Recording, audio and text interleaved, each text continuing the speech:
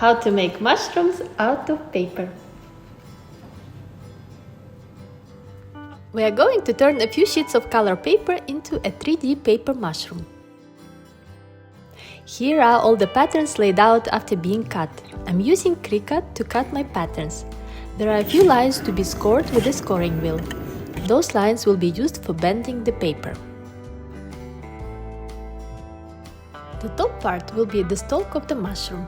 Those circles will make up the bottom of the mushroom cap, and the red shape will be a curved top of the mushroom cap.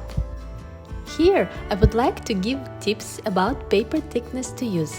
For the red top, it's best to use a thinner 120-gram thick paper, and for the rest, it can be 170 or thicker color paper. We start crafting the mushroom with a circle with multiple cuts, which will help us to create ribs or gills the real-life mushrooms have. Let's bend them up one by one. We can repeat this later after the mushroom is fully assembled, but the texture needs to be pre-shaped in the beginning.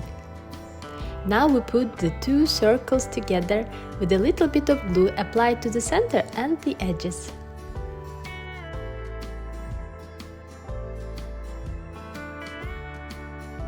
Moving on to the red top of the mushroom cap, we begin with pre-shaping. The scored lines on each separate end are curved. Bend the paper along those curved lines.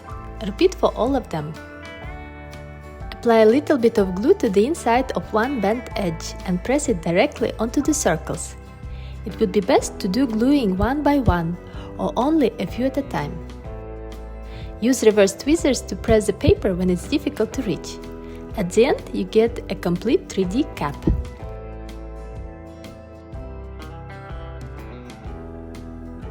And the last part to make is a mushroom stalk. Pre-shape the triangular ends of the stalk to make them curved. Those will make up the bottom of the mushroom. But first we will make a tube by gluing one end of the stalk to the other. Now apply a little bit of glue and close off the end of the stalk. Bend the flaps on the other end that will be connected to the cap. Apply glue and attach to the bottom of the cap.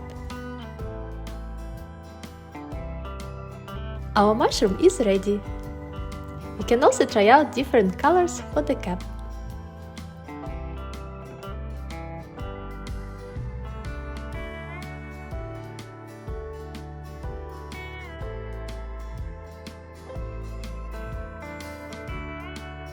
If you like this video, hit the like button and subscribe. Until next time, stay creative!